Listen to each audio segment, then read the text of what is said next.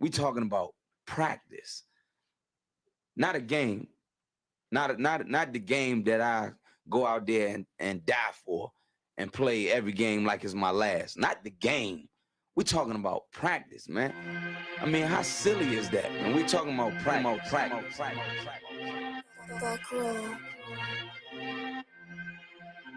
Best believe that I'm top 3. The only thing is I'm not 2 and I'm not 3. Put me anywhere of it, one that is not me. It's beef, we strut a nigga block, that's chopped cheese. No peace, the butterfly sting him, that's Ali. You reek, I teach him with the handle, that's Kyrie. Machines, you hook like a Roman, that's IV. You a sheep, I'ma go, it's a difference, so watch me. You weak, all hooks, no punches, so block these. They mock me, I just show them how it goes. Try to stomach this thug life. They brain got the nose, bandana on the grip. All heads coming out the foe. Connected from Cali to New York, niggas, so let it go. Made for this. Nigga, I eat bars and drink flows, thinking you woke into your third eye peephole. Line for line, this shit too easy, it's like a free throw. Mastered the game too early, this bitch a cheat code. It ain't a game, these niggas lame, say bring a shame. If I'm with an officer, it's a number in his name. We ain't the same, you want the easy pass, tell him change his lane. Shit, I've been through the fire, you can't stand the rain, take an aim. Tell him runner, he can try his best. Drive a car named after me, that's why I'm in the vet. Lamping these niggas once again, and I ain't break a sweat. Number one at everything I do, that's why I'm one west. The Lord is not the God of the dead, so when I die, coming back for my spot, so forever I'm top 3. Just tell him to watch this, janitor with the mop stick. You gonna need a defensive lineman to block this. On point when I bomb shit, 10 for 10, I do not miss. I'm barking with a full bulldog, it is not mixed. They can see that my mind's sick, I don't write, I find shit. I don't like it, then I switch. If I touch it, it's diamond. Tell a bitch that I'm God sent. It ain't because my kicks is built like 5'6", 5'7" is my bitch. Dangerous, high risk. I lose it, get another one. You think I'm talking about a girl? I'm talking about another gun. You hear now? Hey, look, it is what it is now. We don't fuck with the house niggas. We burn the crib. I'm ahead now. And I hope they can hear now. I don't care if you think it's it, nigga. I don't fear clown. Silences make it sound like raindrop. That's a firestorm. Get the job done in the view and get fired on. If you niggas standing for nothing, what you dying for? If you put real with real, that's how I was born. Walking this bitch ready for war. I'm in riot form. I want these niggas to see me flex. That's why I am armed. I shouldn't live in the crib, nigga. I should buy a farm to go through this shit so effortless. Best believe that I'm top 3. Only thing is I'm not 2 and I'm not 3. Best believe that I'm top 3. Only thing is I'm not 2 and I'm not 3. Best believe that I'm top 3. Only thing is I'm not 2 and I'm not 3.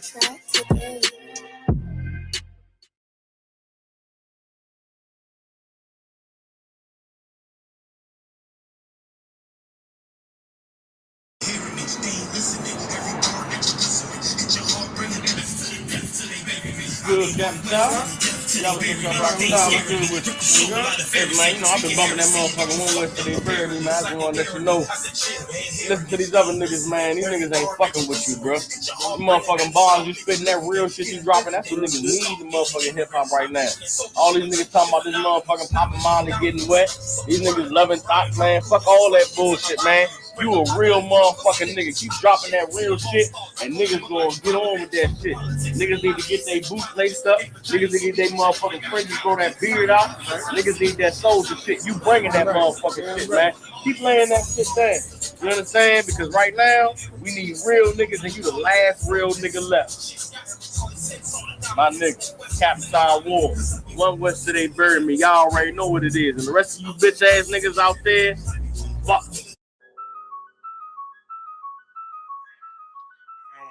Smoke 7:30, 1 West.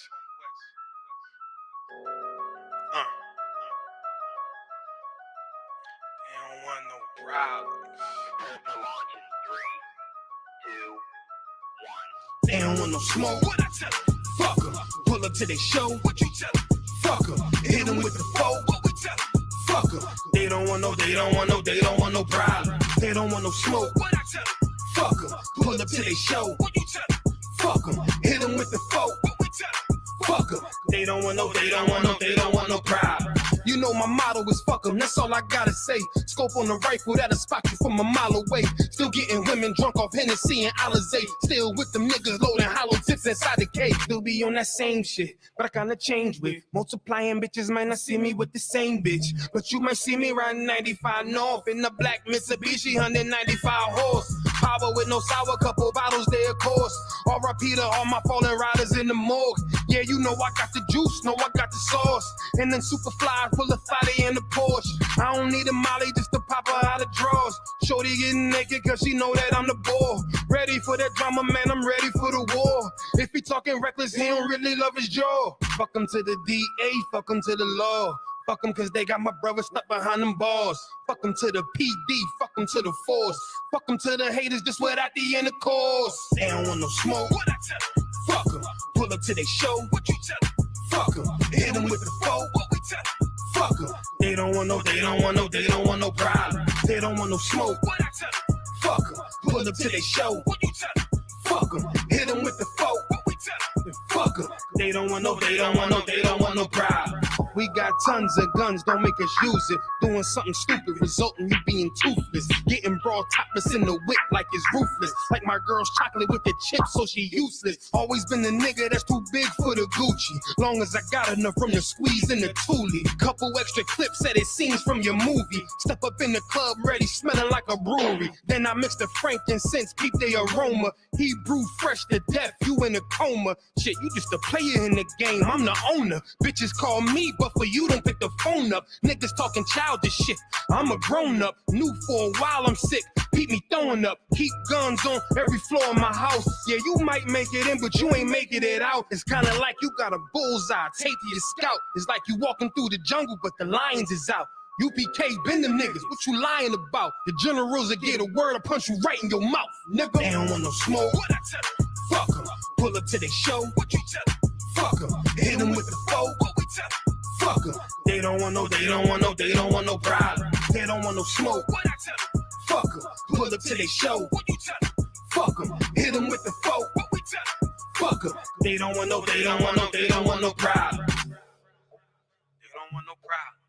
Fuck them, they don't want no problem. Fuck them, they don't want no problem. They don't want no.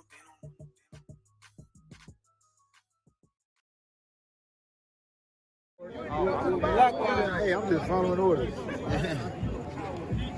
Let me get one of those slow motion pictures, bro. One of the slow motion pictures. You gotta shoot at 60 frames per second. Come on, right?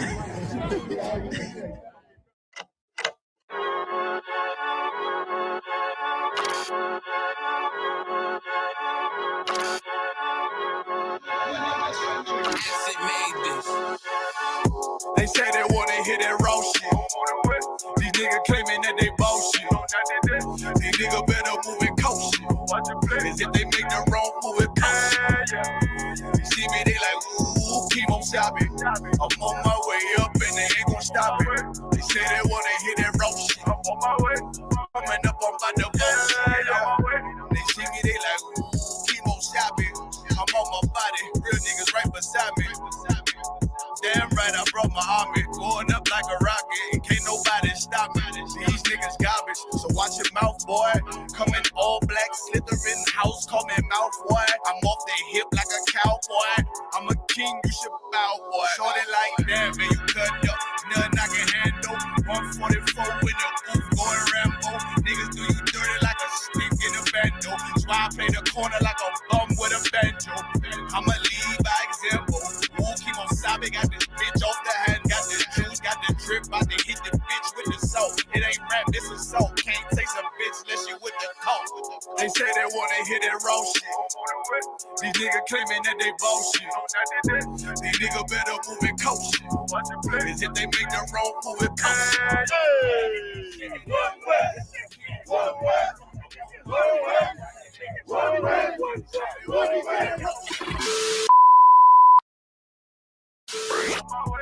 Coming up on my I do it how a veteran be. You better than me. I'm Reggie at the edge of the key. It's all money, no honey. Think you settle and see you locked up, fucked up, and it's back to the streets. It's One West. You can check the residency. I reside with soldiers died on the soles of their feet. Cause there's death before designer. Ain't no coward in me. Cause I'm cold as a bitch's shoulder. You ain't calling a week. Get the cooking on his beat. Hope you like it well done. Got them killers rolling with me and they all red rum.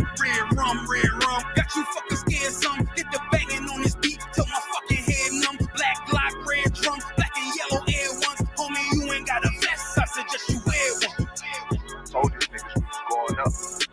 Doing a lot of talking, now these niggas ain't saying shit. Feeling like a legend in this shit, lil nigga, I'm past veteran. Never feeling third, lil nigga, I'm past second. Guns, I gotta have them all like Ash Ketchum. Shotty break a nigga ribs up like his wife left him. We all stepping, kill you with kindness cause I'm dead nice. That 5'7" put you 6 feet, not talking height. That judge giving out 5, what you doing life. These hands are rude GPS, a mean right. That's mean right, we build different, you know the vibes.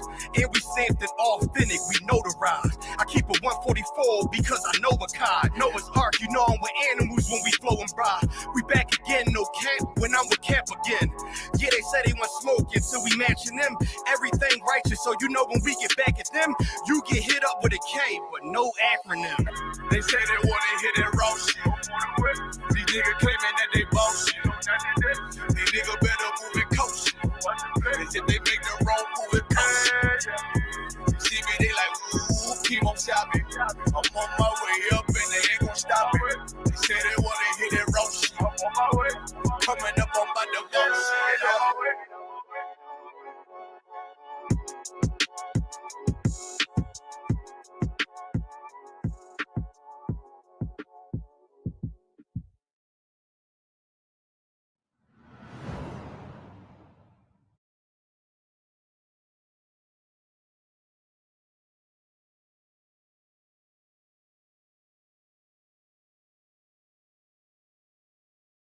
That's right. I don't know you. I'm not letting nobody sell you crack. You know why? Because I never saw you before. But you a black man like me. That's right.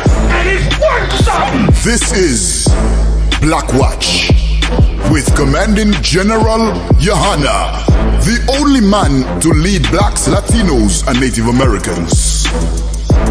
God made man on this earth. The white man he made man. God made man. God wants man to obey him. Bringing you real news. You don't need a black man in the White House. You need a black man in every black house. For many years, there's a lot of black people who didn't realize how deep the racism of white America was. You ain't gonna do nothing unless you decide where you gonna stand at with the Most High. This station is now the ultimate power in the universe. Righteous solutions to issues plaguing our nation. Boy, you better wake up and see the power that is within blacks, Latinos, and Native Indians. Join us every Monday from 9 to 11 p.m. Black Watch. Let the show begin.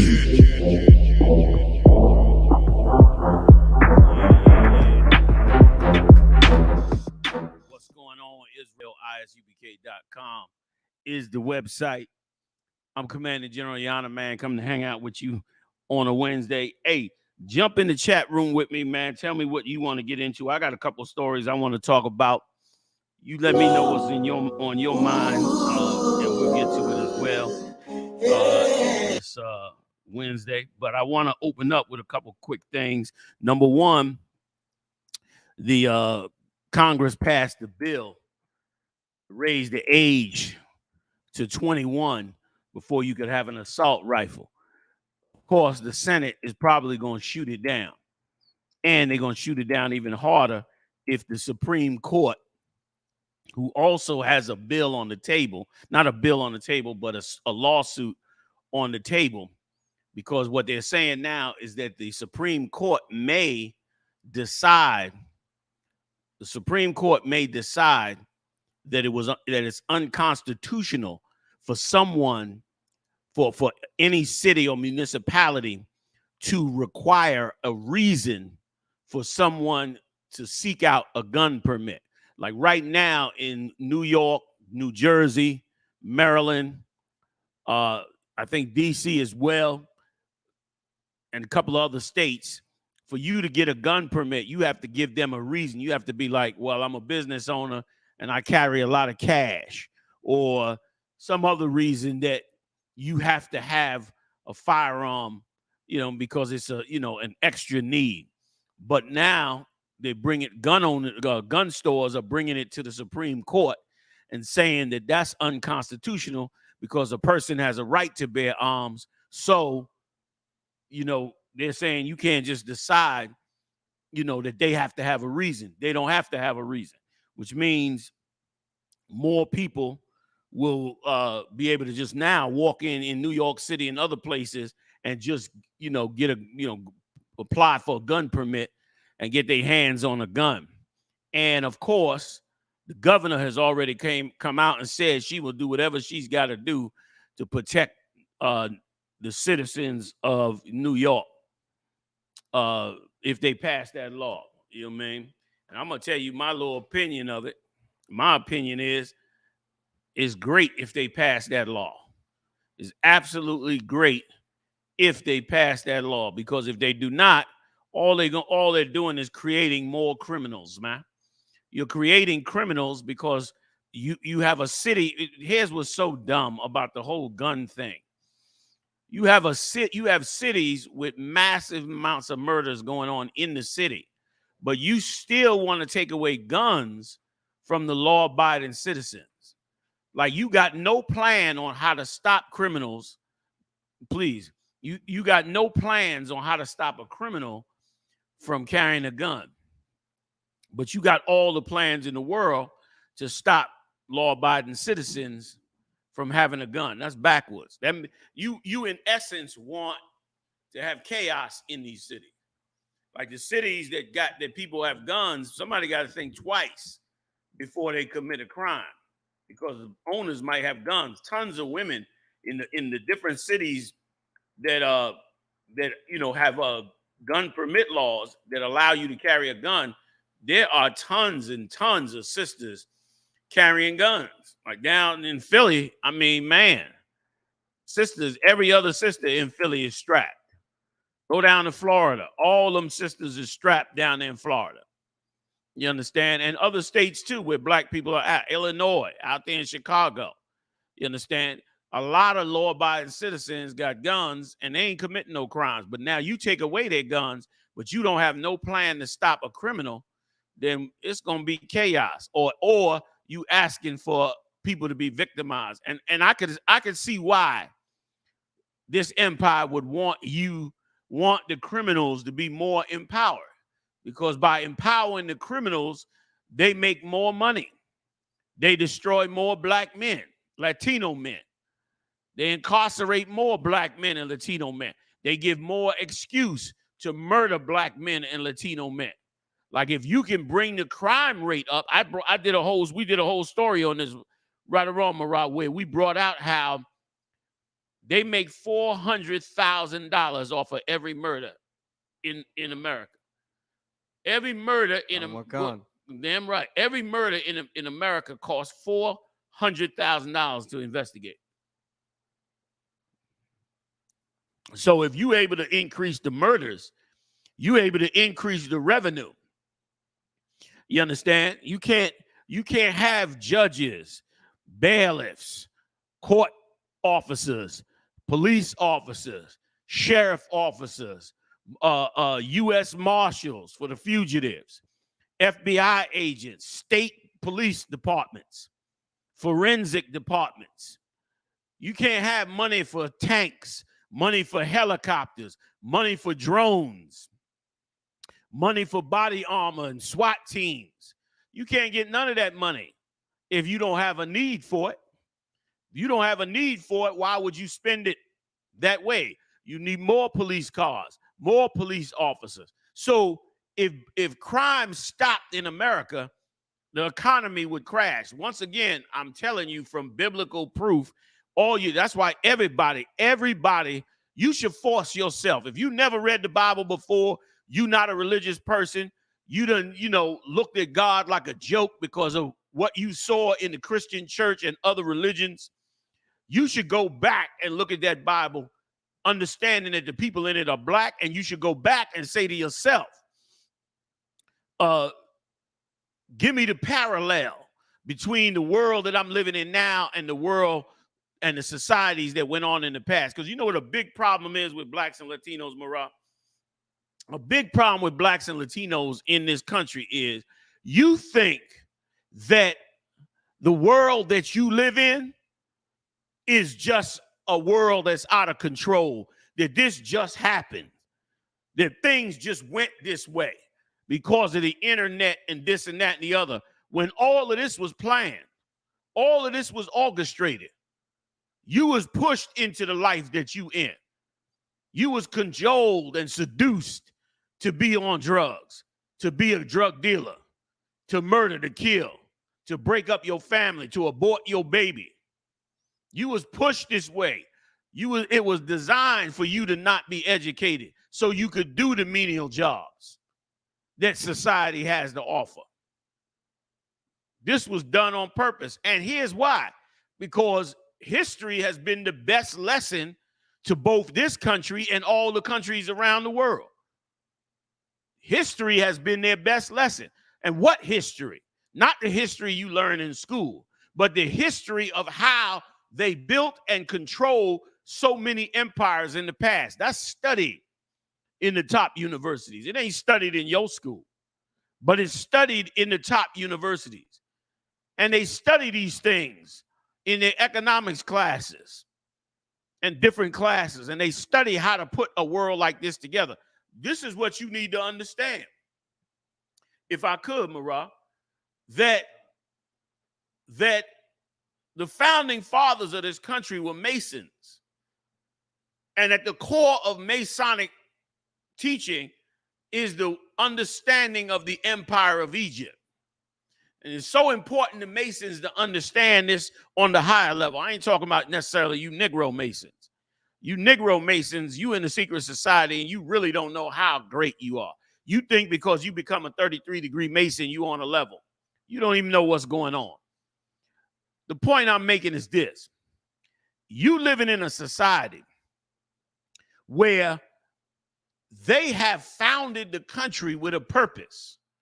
This empire was founded with a purpose. The purpose was to recreate the amazingly powerful Egyptian empire.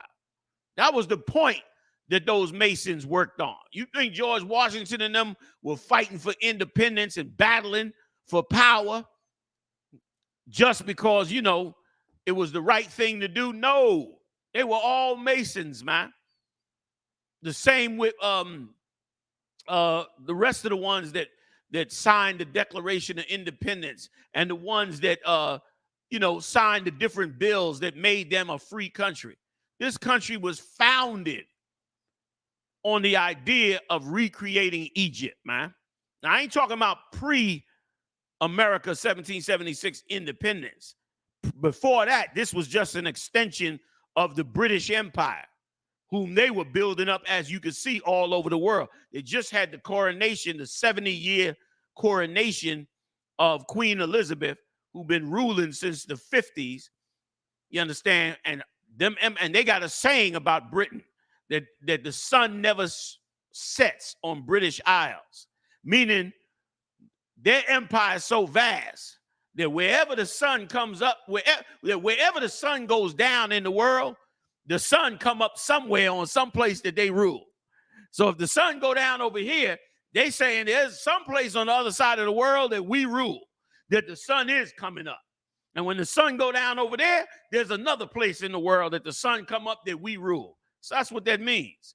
The sun never sets on British Isles. Meaning they got so much power and territory, the sun never sets. But that was the empire for then. Then what happened is these Masons who had their secret societies got together and fought off the British to become independent. And once they became independent, they set out to build an empire that was an exact duplicate of the Egyptian empire. That's why you got the monuments, Washington Monument. That's why you got the different memorials, which are basically Egyptian temples. That's why you got the House of Congress, which is really a pyramid, you understand, but just with a dome top. You got all of that because they mimicking Egypt. This was by design. And you got to understand that to understand the world you're in, so you can begin to come out of the world you're in and go in a different direction. So they passed the law, but of course, this law is probably going to be shot down.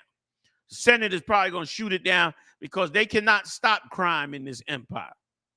The Egyptians were the first empire in the world to have a police department. America came back and mimicked the Egyptian empire.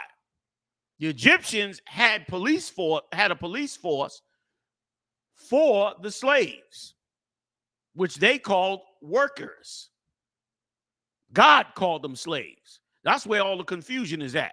Everybody, there's no history that says that there were slaves in Egypt because they didn't call them slaves. Just like America don't call you a slave, just like you brainwashed to think you're not a slave. You get up every day, go to work, make just enough money to pay your bills, and he raises that up every year. Raise your taxes, your mortgage, your utility bills, your gas over through the roof. He raises it up every year for rich stockbrokers to get paid because you're a slave. You was never meant to be a part of society, which led you into crime, which they already knew you was going to go into crime because the slaves in Egypt went into crime because they couldn't feed themselves and take care of themselves and had to work for such low wages. So they went into crime. And that's why they created a police force in Egypt. And the same over here. Did the same thing. So they ain't going to shut them gun laws down because they need crime. You need a lot of crime. You need a lot of crime to keep this money going until they can make a transition. The transition they're trying to make now, it's all planned. The transition they're trying to make now is to get automated. They want to put you out of work so they don't need you no more. They try not to need you so they can go on and do what Adolf Hitler did to the slaves he had. What the Assyrian Empire tried to do. What Egypt tried to do. What every empire eventually has to do. Every empire eventually has to get rid of the slaves because the rebellions of the slaves will keep going on and on and on. And at some point, they realize when they get rich enough and powerful enough, and in many cases become the #1 superpower, they turn around and decide, okay, now we have to divest from the slaves, find a new way to keep our economy up so that we can get rid of the slaves in whatever way we need to do it. So that'll be next. Give me that Taco Bell story. I'll give you an example of it. This is how they're working to get rid of the slaves. Good, Marah, whenever you're ready. Please. If I could, sir, I'm about to just switch it to the main screen. Give me a thing. Yeah, quick one. Paul Green said, and the prisons is big money maker and free labor. Boy, Paul, you so right. You so right. It's big money. It's big money. You heard the story. I don't know how true it is, but they said that the vice president, when she was in California, that she would not let prisoners out of the prisons who had already been proven to be innocent. She kept them in there anyway because they would have destroyed the economy of California. So what you're saying is true. And once again, we so blind. Our black leaders, man, you know what I'm saying? Like one thing you can count on from the Israelite School of UPK, we're going to always tell you the truth about who among us is your real problem. That's what we're going to tell you. Like, I understand other brothers talking about this guy snitching and this guy working for the feds and all that, you know, is issues and problems. But ain't no problem worse than them Christians that's ruling over you. Them ones that go to church and holding political office or got influence over political office or financing politicians. Those the worst among our people, man, because they know what is going on and they're blocking the way. Stephen said to them leaders in our land before the fall of our land, after Christ's death, right before they murdered him, he said, matter of fact, get it for me if you could, Marah, where he said, you do always resist the kingdom. And then get me the one where Christ said, you do not go in, neither do you let others go in. You know that one? See if you can pull that one. I'll look forward to it. Anybody out there in the chat didn't know it, give me that one as well. Okay? That's the world that you living in. Now, from that point of view, you can begin to wake up and come up out of the madness that you in. Because a lot of ways that look so right to you are so wrong. And so going to lead you into more captivity, destruction, and death. Our nation All 12 tribes are completely wiped out. We are devastated and wiped out. Okay? That's why thousands of brothers are coming up to the border, trying to get out of them countries that have gone into absolute hell. They're trying to get out them countries, man, and make their way up here. You understand? Go ahead. It's the book of Acts, chapter 7, verse 51. Ye stiff-necked and uncircumcised in heart. This was some bold words that Stephen said to black leadership. This was some bold words. Say that. Say it again. Salakia. Ye stiff-necked and uncircumcised in heart and ears, ye do always resist the Holy Spirit. You always resist the Holy Spirit. Our leaders are resisting what is happening to us. This is happening among blacks and Latinos. Let me tell you what's going on among us. What's going on among us is we trying to figure out what is going on with us that's making us kill each other all over the place. What's making us stay destroyed? What is the problem? What is the avenue? What is to be fixed? This is what's swirling around among us. And our leaders, they resisting that spirit. They blocking that spirit. They don't want that to come up inside you. They didn't want Moses to go up in there and tell Pharaoh to let the Lord's people go. They was resisting the spirit of the Lord. And that's what's going on now. They resisting it, man. And this man know it too. He knows it, and that's why he's going to make a move to try to eliminate you from being the base of his economy. Of course, it's not going to work, but he will be attempting to do it real soon. He got a whole idea of how to change this society around the world so that you no longer need the slaves. And he'll do it in a way that'll make you think it's noble, that it's righteous, that it's for the benefit of everybody. But it'll really be to get ready to eliminate you from off the face of the earth. You got more, Morale? As your fathers did, so do ye. As your fathers did, so do you. We have always had a portion of our people that were among us that were traitors, man. That were traitors against us. Go ahead, Morale. You was going to say something?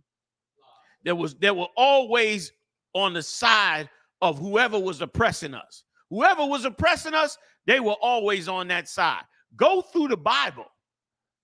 In that Bible, you will find out that all the brothers that were with God were the ones who were on the side of God's people when the slave masters or the oppressors was out to kill God's people. There's a theme throughout the Bible. That's another thing these Christians don't teach you, man. The Bible got a complete theme to teach and educate you on the spirit of what you should be in when it comes to your interaction with the other nations around you, man. What you should and shouldn't do. It's all through the Bible.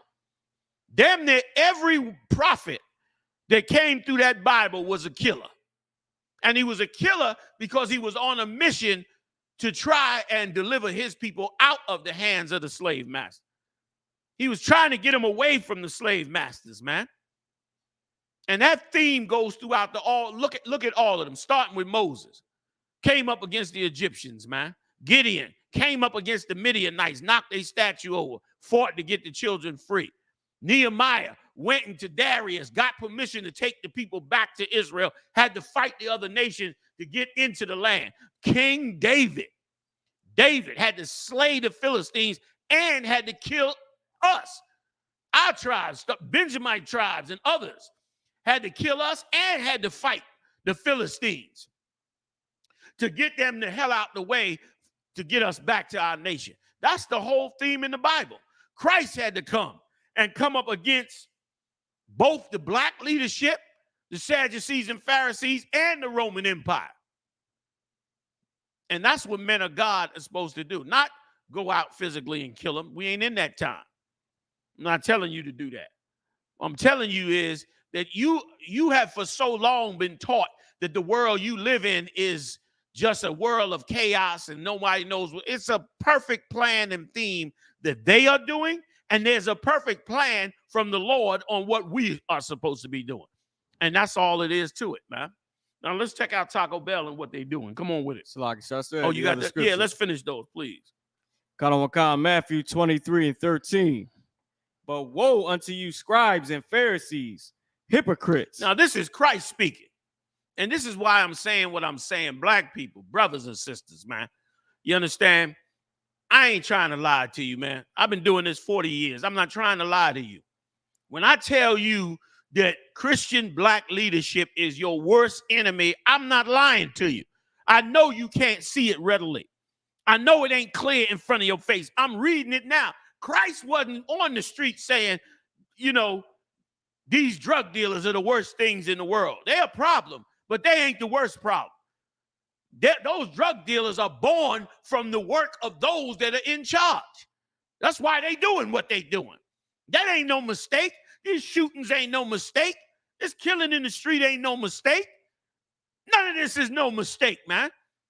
They tried to show you that in what's that movie that Denzel Washington played in where he became a big drug kingpin in Harlem? No, not Training Day. It's the other one. With Crow, with the actor Crow, the Edomite. Not American Gangster. Yeah, I think it might be American Gang. I forget the name. I hate to watch them black movies. I hate every last one of them. Okay, but I think that's the one where he had the fur coat and the Puerto Rican wife. Is that what it's called? American Gangster. Okay, well, let me tell you something. They tried to show you a little bit of that in that movie. In that movie, they had him bringing in drugs from Southeast Asia.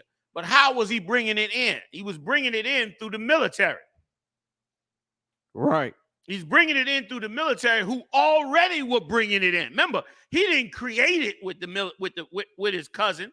His cousin is the one that told him they were bringing it in from over there. So in other words, he just created his side business. In other words, he created a side business of selling drugs compared to whoever was in charge of the military bringing in all the dope into America. They was bringing it in. They showed it in the movie. They was in military hard. They had the whole thing organized. Boats, shipments, drug dealers from over there. They were all working together, shipping drugs into the United States. He came in and got a piece of the action. And of course, the movie's designed to make him look like the evil monster of all evil monsters, when they don't even touch a tinge of what the military was bringing in. Understand? So they showed that. There it is, Shara Ranab. Big shout out to you and your husband too. Like they've been bringing that thing in, been doing it and pouring it into. So what you see on the streets was already created. Man. And now they're gonna try to end you. Come on with it. I know I keep cutting off the Taco Bell story. Let's do it. So if I could, can I just share this? Mm-hmm. If I made it, this is an article. I believe we went over it, but this just happened in Philly, 2018. $1 billion of cocaine. Remember on the Delaware River that was found? Come on with it, Marah. Sir. 15,500 kilos of cocaine worth $1 billion, officials say, seized at Philadelphia port. Crew charged. Okay. $1 billion worth of cocaine came in here 2 years. $1 billion. 15,500 kilos. Now you tell me what Negro is bringing that much cocaine into the United States. Not one. Unless that Negro is the mayor or the governor. Now if he's the governor or the mayor, right, maybe. And I still don't think he's pulling it off. Not that much cocaine. You can't bring that much cocaine in the United States without them not knowing. Give me a damn break out. Give me a break. 15,500 kilos of cocaine worth $1 billion into the port of Delaware. I see how certain people get in high political offices. You understand? So don't tell me, man. Them cats that's out shooting up in the street and they the smaller problem. You got a much bigger problem. That Negro sitting in your church up on the pulpit is the bigger problem. He's the bigger problem. And what's even worse is that drug dealers are giving him money for him to pray for them because they're fearing for their life, for the life that they live in. Which means he got more money to buy more politicians to make sure you stay a drug dealer. You got to wake up and see that, man. You know what I mean? Hebrew J12 said that's white man's level of trafficking. That's right. You right. That ain't a Negro level of trafficking. That ain't, 5 kilos in the back of the car. That ain't that. You know what I mean? That ain't 2 kilos, in some little weed store. You know what I mean? That ain't that. That's a whole nother, and that's one ship. That's one ship. Go ahead, Marah. If I may, sir, who went to jail? Nobody. Nobody. They said they charged day. the crew, but who the hell knows? You understand? And here's what I want to understand. This is what I want to understand. The Similac ran out, but the cocaine didn't. Like during the pandemic, all the shops had to shut down, but the cocaine kept flowing. Help me understand that. Remember, after the pandemic, all the oil tankers was backed up outside the ports. Remember, they said all the products couldn't get in the country because they didn't have truck drivers and they couldn't get them off the docks. Ain't near Negro that was on cocaine said, I'm going through withdrawals because the plug ain't got no more dope. Ain't near nobody say that. Come on, Marah. People lost jobs during the pandemic. Yes. We did not hear of one drug dealer that missed a meal. Yes, not one. Not one. Them Nike sneakers was flipping off the shelf like nothing never happened during the pandemic. Hell, I think a few of them sneaker stores might have stayed open like essential workers. I'm not sure, but a few may have stayed the hell open. So, man, we got to look at the real issue. And the real issue is we are oppressed under a society that has orchestrated this entire oppressive system, man, and have made us a slave to them and the other nations. Let's do time. Well, you holding something else? Can I pull this one if you don't mind? Go ahead. Please. We're in the book of James, chapter 2, verse 6. But ye have despised the poor. Do not rich men oppress you, right, and draw you before the judgment seats. Right. Rich men oppress you and judge you and drag you before the judgment seats. Go ahead, Marah, please. If I may, sir, Please. Bubba Kashaw. It's so funny how you said the 5 kilos in the back of the car. You go to jail, you die for selling cigarettes, choke to death. I mean, you can't be a drug dealer. The oppressor, he lose $1 billion worth of cocaine. They charge the crew. Nobody even hear nothing about it. It's 2022. Now, we don't know who went to jail. We don't know what happened. But I know who went to jail over a bag of weed. I could just ask somebody. Right. I know who died over a pack of cigarettes, man. You're right. Where was the big State Department investigation? Why wasn't it labeled terrorism to bring 15,000 kilos of cocaine into the United States? Why wasn't it a national homeland security meeting? Why wasn't it all over CNN and Fox News? You understand? Why wasn't new laws passed on port security and searches and seizures on port drugs and you know what I'm saying? Where was we found 15,000 kilos. And where is the 15,000 kilos? Did they burn it? Did they bury it? Did they pour it in the sea? What happened to the 15,000 kilos? Come on, Marah. I don't know what the crew members look like that they charge. Damn, not even pictures, no mug shots, no what country they came from, what's the connection? Was it Colombia? Was it somebody else? Did it come out of Asia, Italy? What? Nothing. 15,500 kilos of cocaine. Okay? Nothing. S. Ross says, Salakia, sir, it wasn't a crime. It was a business transaction. I concur with you, S. Ross. Right. I believe you. You are right. That's why nothing happened. Like, why would anybody get locked up with a business transaction? You go in the store, you buy a bag of potatoes, you ain't get locked up for that. You go in the store, you buy a bag of onions, you don't get locked up for that. You bring in 15,500 kilos of cocaine, what's the big deal? You don't go to jail for that. So you're right. It's ridiculous, man. So we got a bigger problem. We got a bigger problem. You want to stop mass shootings and niggas shooting each other in the hood? It's real simple. It's real simple.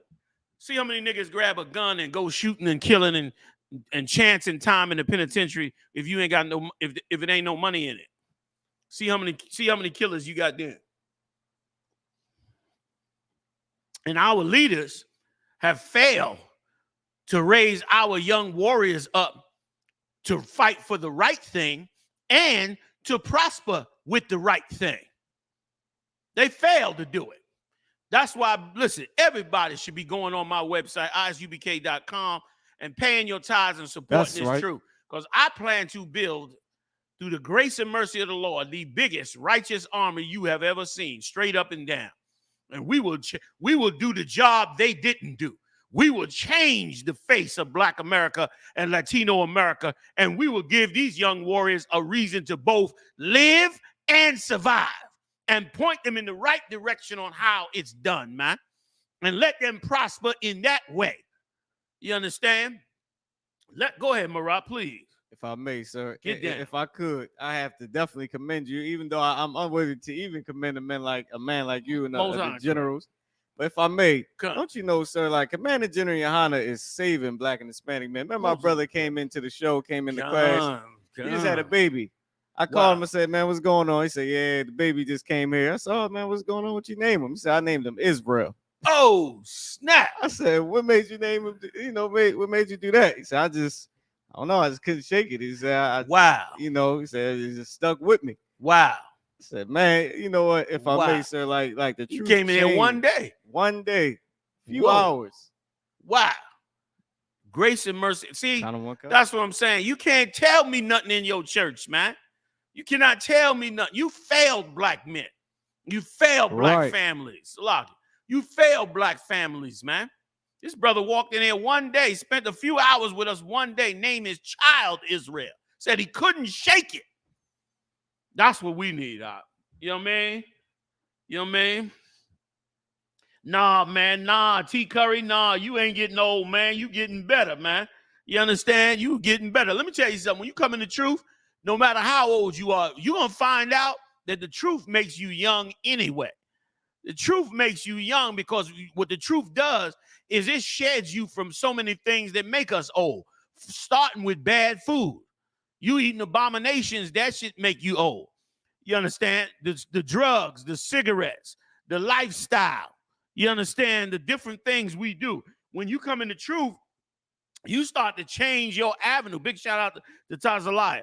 You understand? Like you start to walk in a different direction and it revitalizes you and keeps you young.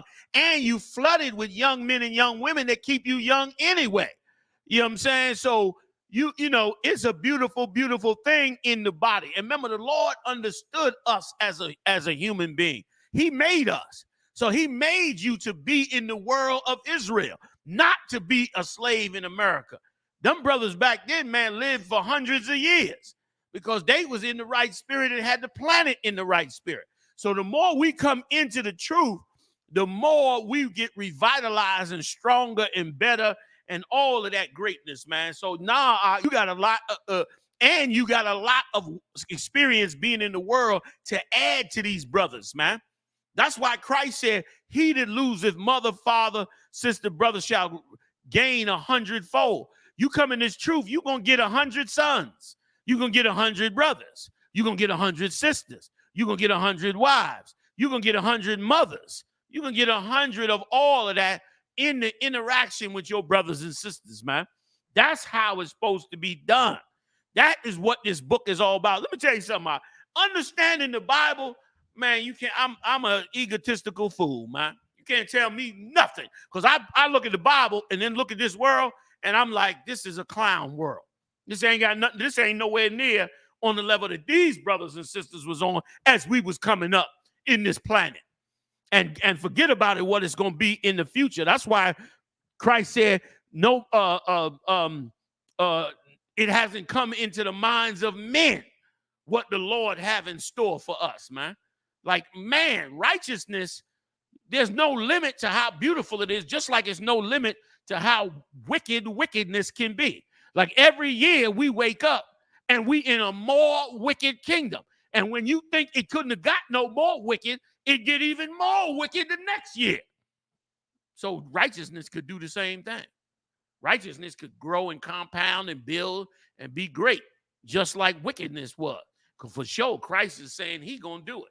And we're going to help him do it. We're going to be just like he said, his battle axe and weapon of war. He said, thou art my battle axe and weapon of war. So yeah, man, we're going to rock this out to the gray hairs in the grave. You know what I mean? Or the kingdom of heaven, whichever come first. So yeah, man, T. Curry, you know what it is. Damn right, warrior. Damn right. You know what I mean? We getting it on. And that love got to be among us, man, on all levels. I pray for the power every day. I pray the Lord give us that power. I want to raise the dead.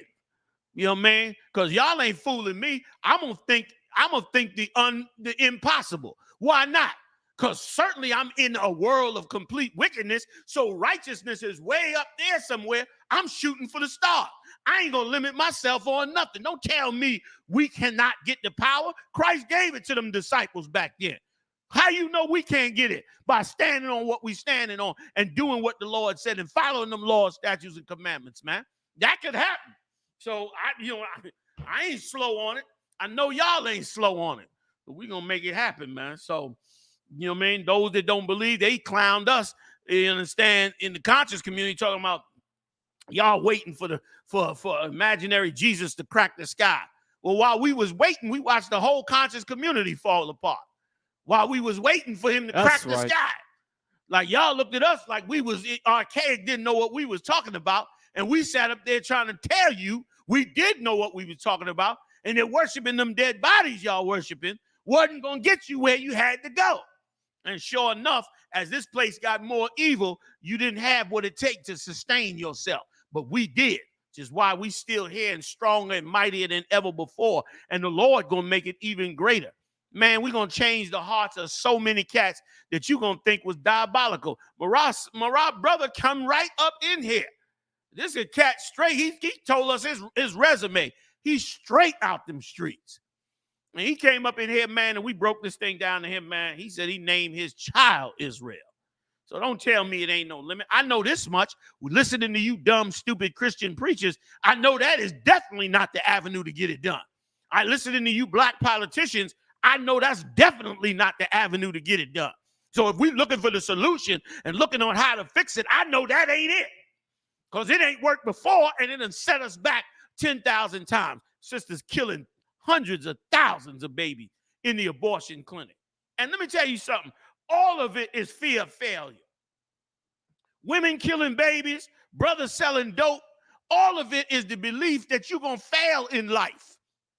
And you believe you're going to fail in life because your slave master constantly is reminding you that you're 2 inches away from failing.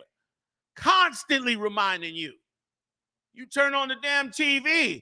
The IRS is hiring debt collectors. Make sure you come in and pay your IRS bill. Utility bills are going up. Gas prices going. Like every day you being terrorized that you're not going to make it in life. That you're not going to survive. That you never going to have the life that you would have dreamed to have. So in that terror, some brothers and sisters turn to the evil. Some sisters say, I'm going to kill that baby because I can't take care of him. Listening to a lie. Some brothers turn around and say, I'm going to go out and sling these bags because I ain't got no college degree. I can't make it out there otherwise. That's another lie. If you build your brotherhood and sisterhood, you could change every damn thing. Them lies got you deep. Now, ain't nobody going to admit it. Ain't no sister going to admit it. Ain't no drug dealer going to admit it. That deep down inside, in the back of his mind, in his subconscious, in his soul, that is fear of failure. Fear that their life will be wasted away. And I understand that fear The problem is faith is how you battle that fear. Real faith in the God of the Bible, the nigger God. So you can understand. Because you can't have faith in every God. That's how you stop that, man. You understand? Good ass point you brought, Mariah. You set me off with that one, Salaki. Okay. Most High Now we Christ, get back on target, man. Where we at? You still had another scripture you were holding? Or we going to Taco Bell? Salaki, sir. I didn't finish that one if you wanted to continue with actually, yeah, that was it. So we can go straight to Taco Bell. Okay, let's show. Listen, now this what we about to read, understand this. What we about to read is the possibility, and they've been saying this was going to happen. They're going to automate this entire society. And this is what we about to talk about here. I just want you to understand that it is the beginning of the loss of millions of jobs in the United States. Millions of jobs. If Taco Bell, Wendy's, McDonald's, Burger King, any other ones, all of them little fast food, White Castle, if they all transfer over to an automated system that no longer needs human beings to work in it, millions of jobs are going to go away in the Black and Latino community, which means millions and millions of dollars is going out the window. And if you don't have any ability to compensate for it, then that means this bastard gets to put himself back into the seat he was in before the pandemic. See, when the pandemic hit, he couldn't get no workers. So he raised the money up. If he get automated machines, he gonna lower the money. Why? Because he could just go get the machine. Why pay you when he could pay the machine, which worked for free? So he gonna take the machine. He go to the bank, get a bank loan. The bank give him the money. He go pay the company to put the machine in. He pay monthly to the company. He ain't got to worry about no lawsuits. He ain't got to worry about no arguing and fighting. He ain't got to worry about firing nobody or hiring nobody. He ain't got to worry about no stealing. He ain't got to worry about none of them things. There's a machine going to do all of that. He sent a few maintenance people in. You understand? Supply truck. He come, he load up whatever got to be low. He turning the whole society basically into a vending machine. And he'll do it with everything. Your auto parts store, your medical, your after a while, them pharmacies will do the same thing. You'll have a code, put your card in like a credit card, your medical card in. Boop, boop, boop, boop, boop. Your prescription is ready, Mr. Johnson. Please press 7. Boop. And your prescription come popping out. You understand? That's right, Rod the God 84. Electric Tesla trucks. That's going to be, I mean, that's millions of jobs. Millions of jobs if them Tesla trucks get out here on that road. And you know they coming. Also, they in the desert over there in Arizona, they've been testing the driverless cars. You can go on YouTube and see it. They got the driverless car, the driverless Uber car. All of y'all been complaining about that Uber cutting that money. They're getting ready to cut all the money in the Uber. They're getting ready to cut all the money. What's the solution to all this? You better build your nation, because them Negroes that's in them churches that's kissing them politicians behind, they getting a paycheck for kissing they behind. But here's what they ain't telling you, that politician is also getting a paycheck from the companies that want to put them machines in. Why? Because the companies want to make money. Why don't he fight for you? Because he's a whore that's being paid by both the preacher and him, man. Wake up, man. Wake up. You got to build this nation the way Christ said to build it. Christ said, he that is greatest among you, let him be your servant, man. Don't let him be the nigga that's paid on top of the world. He going to keep getting paid. That's what Marah just read. Do not rich men use you. Christ was a genius in righteousness, man. He was a genius in building a nation. You just can't decipher what he's saying. He was a genius in it, damn it. He knew exactly what the hell to do. You build it from the bottom up, and you utilize them brothers to build it up, and you make sure that they do never sell themselves out, man. You can let these niggas say whatever they want to say. I'm I.S.U.P.K, man. Graduated Hebrew Academy 1984.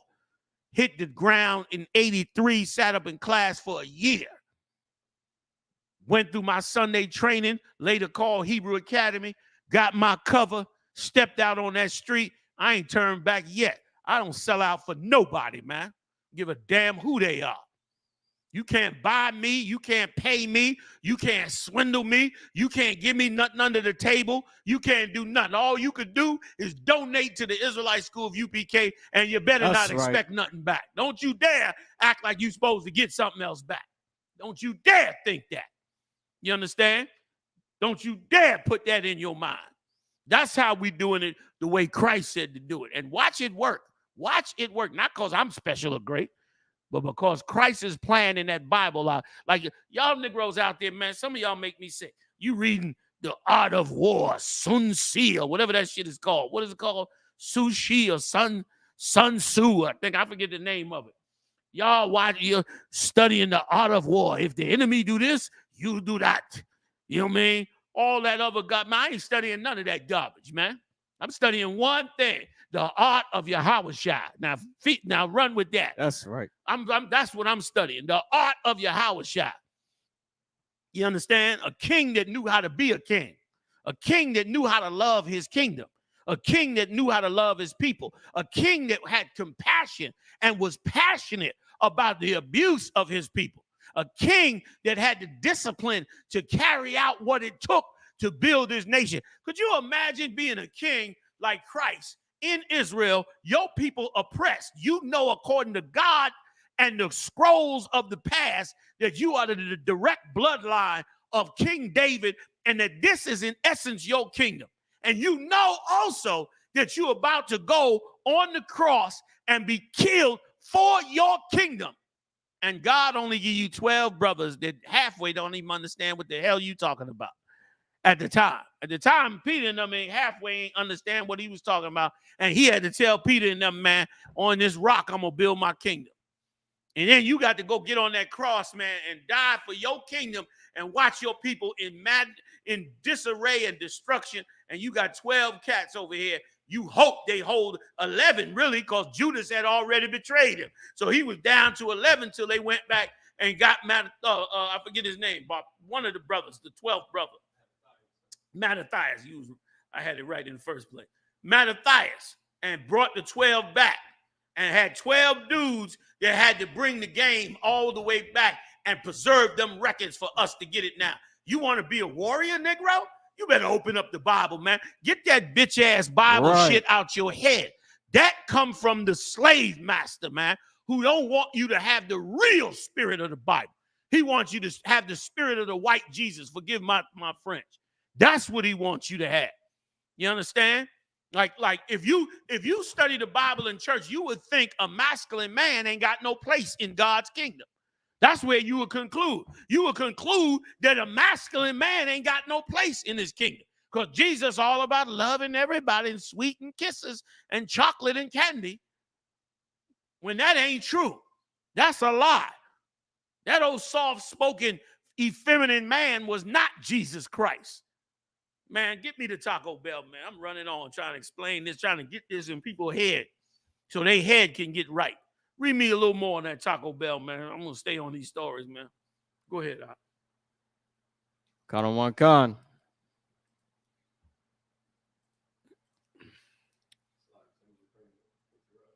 Come again? Please. Count on one con. Automated and futuristic. Taco Bell Defy opens in Minnesota, inspiring reactions and memes. A new Taco Bell restaurant opening today in Brooklyn Park, Minnesota, has shocked and excited fans of the fast food brand and observers of modern culture. The Taco Bell Defy has two floors, 4 drive-through lanes, and no indoor dining. No indoor dining. That's the end of that. And there's a reason for that. Keep going. A new Taco Bell restaurant, Salakia. Here we go. Beloved menu items like Baja Blast or the recently renewed Mexican pizza are prepared upstairs and then sent down to the drive-through in a series of tubes. In short, a customer coming for tacos will never need to lay eyes on another human being.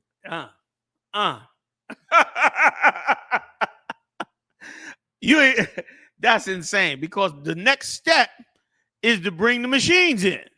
But they got to first get you used to not dealing with a customer. See, if they go straight from custom, you know, dealing with a human being to an automated system, you're going to be mad because you ain't used to that. Especially if you got to change your order or something, you're going to be mad that you got to deal with this computer instead of dealing with a human being. You can be like, where's the manager? You know what I'm saying? They know this already. They know human being. So what they do is they started off by letting you not have contact with the humans, but you'll still be able to talk to them on the intercom. You'll still be able to say, no, I ordered fries with this. And the human will be able to say, okay, you know, I'll take care of that and send it down. But after a while, you're going to have to tell the computer, I ordered fries with this. And the computer going to say, let me check your order, Mr. Johnson. You know what I mean? And then the computer going to come back and say, you are correct, Mr. Johnson. You did order fries and we did not send it down to you. Here come your fries. And they're going to send it down.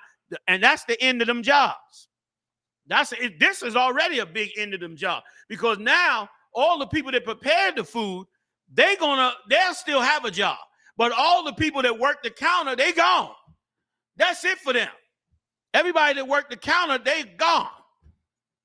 And after a while, they'll all be gone. And all the fast food restaurants and many companies all over the place. They're going to do like the car companies did. The car companies did it back in the 50s and 60s. They brought in machines.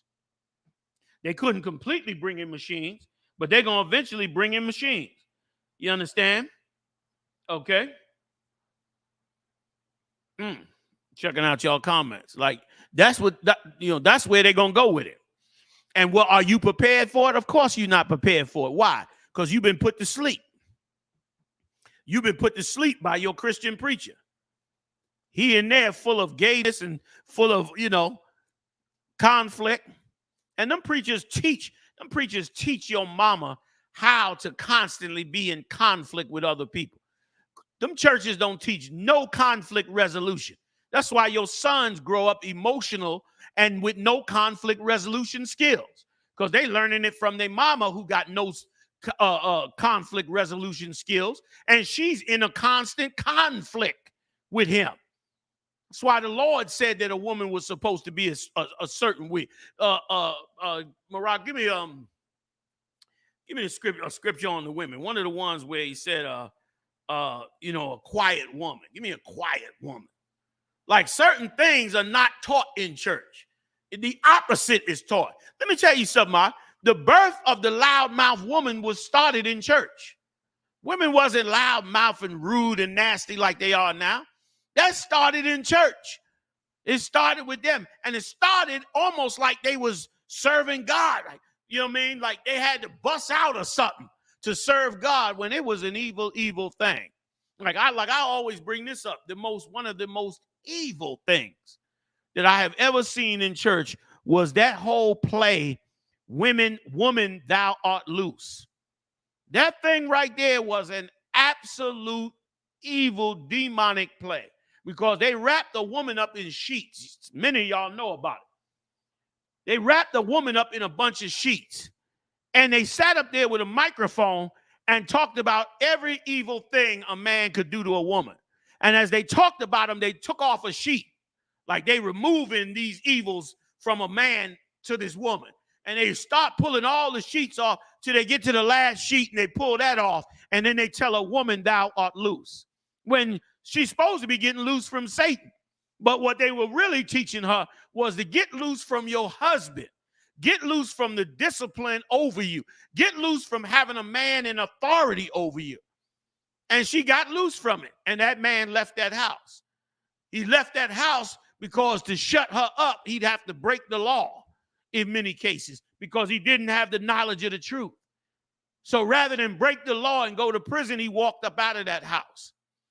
And he walked up out of that house, and now she was loose to be loud, to be nasty, to turn herself into a hoe, to run around with other men, to do all manner of wicked, evil things. And guess what? Guess who was in there watching her do it?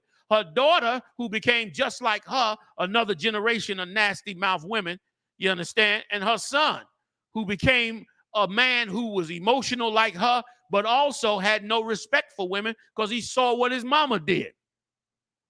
You black women don't know. When you got a son and you got on super tight pants or your breasts hanging out and men are looking at you because of that, your son is seeing that. And it is doing something to his soul that you have no clue that is happening. A man naturally grows into being a protectant of a woman. It's natural in his DNA. Your son always acts like he got to protect his mama. Always. He grows up like that. It's natural. And when you put yourself out there, you make that boy feel more vulnerable.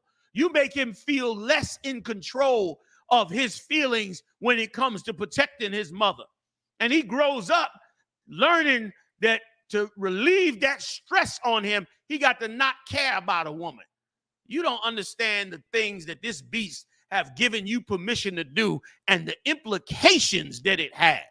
And then he turned 16, 17, and the first bad relationship he had, it reinforces what he saw you doing all the time. And he becomes a vicious, cold-hearted animal towards the next 20 women that he goes with. And then he gets to the point where he just has sex with them and throw them away.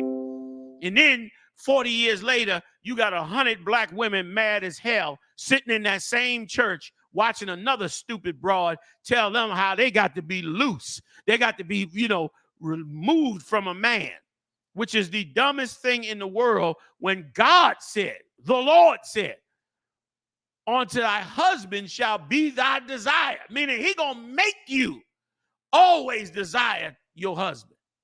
You're going to always desire to. Why you think women sitting around talking about it all day? I'm diverting, but bear with me. All of this is part of the life. You right, Blackley. Blackley said, Will Smith, you dead right. Like, that's what you creating in the society. And on the flip side, you creating the murderers, the drug dealers. You making cats think, I might as well just survive any way I can. You creating this culture. You not resisting Satan. And you think that this beast, when you put a Democratic president in, you think they really in your interest. And they in the interest of the banks, man, and the corporations. You the slave and don't know it. You the product. You're what they selling. You're how they make their money. You're how they send $40 billion to Ukraine. Dummy. You that. You understand? And instead, you ain't tried to fix it. Because you've been listening to them preachers, man, and them other different religious gods. Well, Lord raising up prophets, man, and you hate to hear it. Our people hate to hear it. All you got to do is read John the 7th chapter, man. I'm sorry, John the 11th chapter. Up there near around the 38th, 40th verse, where they talked about how they set Christ up to be killed. How they got rid of him, man. Got an innocent man crucified and got the entire crowd to support them in killing this brother. And that's the spirit of this place, man. And that's why it continues to go on. And that's why those brothers and sisters died in 70 AD under Titus, the Roman general, man.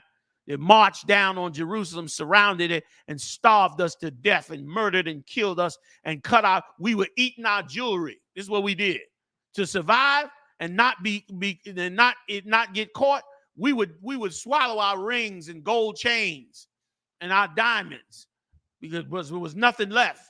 And so we swallowed them jewels. Well, when the Roman Empire took over under Titus in 70 AD, the Romans would go through and cut your stomach, or after they killed you, they'd cut your stomach open. And they'd use a cow skin, a pig skin glove.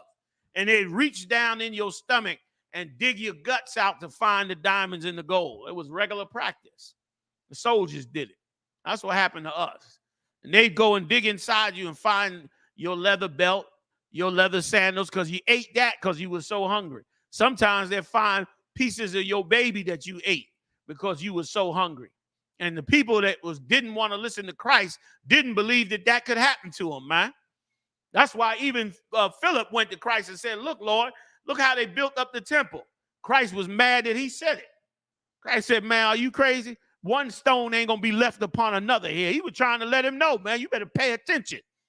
One stone ain't going to be left upon another. They're going to destroy this place. That's what he was telling them. I'm here to tell you. They're going to destroy the Black and Latino community. They're going to destroy you, man. They're going to destroy you in this empire. You better wake the hell up. This is the end of the world.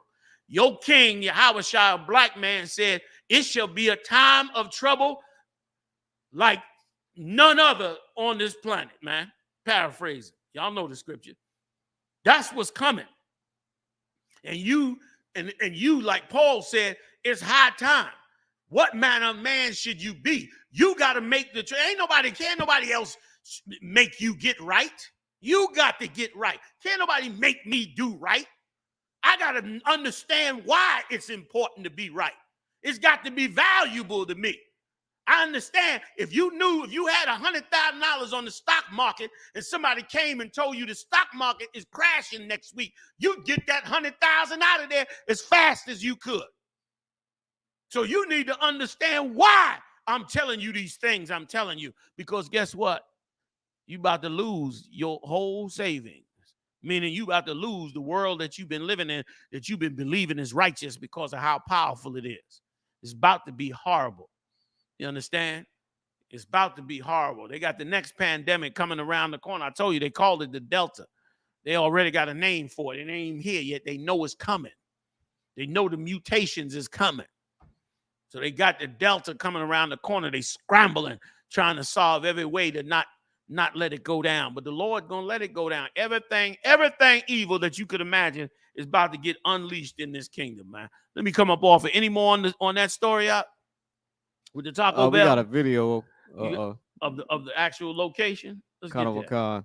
Taco Bell just opened up a new restaurant in Minnesota, and it's unlike any other. It's called Taco Bell Defy, and it's all about speed and efficiency. It's 2 stories and has 4 drive-through lanes, but Taco Bell just opened up a new restaurant in Minnesota, and it's unlike any other. It's called Taco Bell Defy, and it's all about speed and efficiency. It's 2 stories and has 4 drive-through lanes, but the coolest thing about it, in my opinion, is the vertical lift. Unofficially, I would call this thing the food tube, though. You can walk in and order on the kiosk. You can order at the drive-through old school style, but now at Defy, you can also order on the app and just scan your QR code when you pull up. This place is gorgeous, it's innovative, but most importantly, it's open tomorrow. So if you're in the Minneapolis area, go check it out.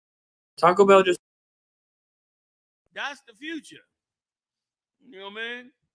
That's the future. More jobs lost. You know what I mean? And we deserve it if we don't have our own taco places open. Imagine that. They done built a multi-million-dollar corporation off of the Mexicans' food. Listen, and humiliated them for the first 10 years with that dog. That little dog they had running around, Toquere Taco Bell. They represented a Mexican like a Chihuahua dog. That's what they were doing. They made the Chihuahua the mascot. Humiliated our I.S.U.P.K brothers. Humiliated them, just like they did the Gadites with the football team. Humiliated them as well. And you walking around dumb and stupid, talking about God love everybody. You a fool. Talking about I don't hate nobody, man. I love all people. All people don't love your dumb ass.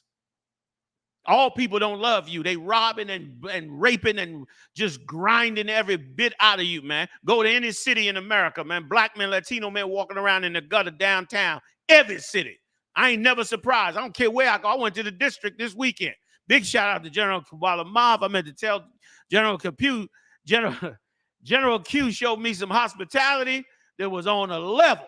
I told Q when he come up here, man, to see me, I'm rolling out the red carpet for General Q.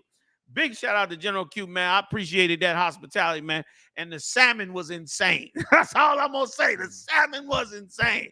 You understand? So I had a good time, man, with General Q, man. We kicked it, man. All the brothers that I got to see down there, you know what I mean, was beautiful. You know what I mean? So, you know, every city you go to, I went to DC. Sure enough, downtown, brothers in the gutter, destroyed. Go to any major city. In the gutter, destroyed. You're going to see more of it. It's going to be families after a while. He showed me tent cities in downtown Washington, D.C. Excuse me, richest empire in the world. And you got tent cities and people out there, they living on the street. No, nothing on their feet, none of that, man. I'm giving out dollars to everybody, every brother I find. I'm bumping them people, give brothers dollars, you know, brother, and a few of the young brothers who still got an ounce or two of energy left and enough morals to not become the evil that this place is trying to make them come. They out there they out there trying to sell T-shirts and sell different trinkets, trying to make a few dollars instead of going back and, you know, man, getting smacked on that probation and getting sent back up. They out there trying to hustle, make a few dollars, and you ain't going to see them. You could give a damn about them. You understand? You want to go to the mall and all of that. And that's why the corporations got all your money while your brothers starve. The warriors that you need, the security, you need security in school. You got millions and millions of black men that's just as bad as they could be. You understand? They bad as they could damn be. If they ain't bad, then why the white man got them all in his military fighting every war all over the damn world? But you don't got none of them working for you in the middle of the goddamn hood. Your priorities is backwards. Your preacher's a damn liar, man. You understand? I look at these young brothers, man. I say good night to what they could do and I remember me being a young warrior and what I could do and my abilities and skills. You understand? And what I'm capable of. I remember them things, and I thank the Lord for the Israelite School of UPK, because I certainly would have used it for all manner of evil in this kingdom, man. But instead, I got to use it for righteousness. And tens of thousands of brothers woke up to this truth by the hand of the Lord, using me as his goddamn tool. So I could imagine all these cats out here wake up and we start correcting our society, man, and fixing it the right way. All the money changing hands in these major cities, man, and these brothers ain't getting no part of it. Please, man. The scriptures say this. I'm paraphrasing. The scriptures say this last one, go back to it. It said, oh man, about a warrior, Marah, how Ezra said how it was a shame to see a warrior begging bread. I forget exactly how it go, but I'm paraphrasing. He said it was like a shame that a warrior would be begging bread, because he's a warrior. He can go out and kill and eat. So if he's a warrior, why is he begging bread? Because you haven't facilitated the situation for him to eat. You haven't built up the society. You haven't made him important. And why is the Lord make him important? Because he's the one that builds the family. He's the one that keeps the family safe. He's the one that defends the city. You understand? He's the one that does all those things. He's the one that goes into danger when it's necessary. He's the one that does that. But in this society, in this world of Satan, that man is cast into the street. He's living in the gutter, man, halfway out of his mind, trying to figure out how he ended up here, or rotting away in some cell because he tried to do something that he thought was going to change his life in his ignorance, and went out there and committed some crime, or through his pain, or through the viciousness of how he was treated. And instead of recognizing that your preacher is wicked and off, you blame that man for what has happened, man. I got no respect for you, man. Those of you that's in them churches and them mosques and them religion, I don't have no respect for you, man. I don't have no respect for you, man. You don't see these young brothers dying out here, man, and you ain't got no solution, no way, you ain't even trying. You just blaming them. Damn that. I ain't never gonna stop complaining about it. Ever. That much you can count on. Go ahead, Morale. Let's keep going. Kind of more con, sir. You want to do the next story, if I may? Please, let's go ahead.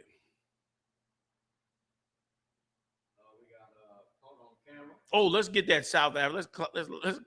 Let's laugh at that South African story right quick. And listen, and on a serious note, this story that Mirage is about to bring out, let me tell you something.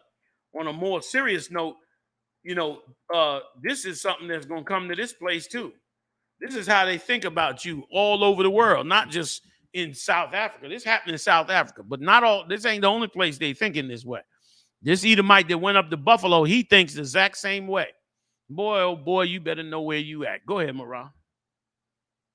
Con on one con. Pastor plotted to kill thousands of black people with poison water, biological weapons, prosecutors said. Poison water and biological weapons, man. And he was a pastor in the church. There you go. In the name of Jesus, Holy Ghost fill, you murderers. You murderers, man. Go ahead, Marah. Give me a little bit more. Con on one con. Johannesburg, a South African court has convicted a pastor of plotting to overthrow the government and to kill thousands of black people in the country. Harry Jonas Kanonson, 61, a leader of the Nation Christian Resistance Movement, was on Monday found guilty of high treason, incitement to carry out violent attacks, and recruiting people to commit attacks. Damn, he was putting together a team to start having attacks. And remember now, they all on the internet now. All these white supremacist groups. Matter of fact, after this, let's get the story about them mapping the white supremacist groups, because they mapped them. They map all where they at, and they building up. Like, you think the Proud Boys and them, the only reason the Proud Boys and the Oath Keepers got stopped is because they stormed the Capitol. Had they not stormed that Capitol and left and stayed out of that Capitol BS, they'd still be prospering and growing in numbers right now. They'd still be amassing two white supremacist armies were massing all over the country over the internet. And only because of what happened in the Capitol did they get sidetracked and stopped. Well, there's plenty more groups, and some of the ones in those groups who didn't get caught up are also going to create groups. And it's going on all over the world, man. Why are you in the end of the world? And the world is finding out that you are God's chosen people and that you will never fit in their societies, like you never fit in all the societies that was ever built on the face of the planet Earth. You understand? You didn't fit. God took Abraham out from the Chaldeans, man. You understand? From Babylon. You know what I mean? God took the children of Israel out of Egypt. God took the children of Israel out of the Assyrian Empire.